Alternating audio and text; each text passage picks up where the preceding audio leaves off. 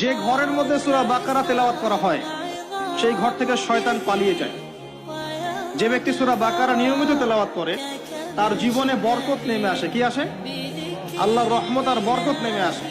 যে সূরা বাকারা তেলাওয়াত ছেড়ে দেয়, সূরা বাকারা তেলাওয়াতটা করে না, ছেড়ে দেয়, তার জীবনে আক্ষেপ আসে, আক্ষেপ। সূরা বাকারা এবং আলী ইমরান কিয়ামতের মাঠে মেঘের মতো থাকবে, যা পাঠককে ছায়া দিবে ইনশাআল্লাহ।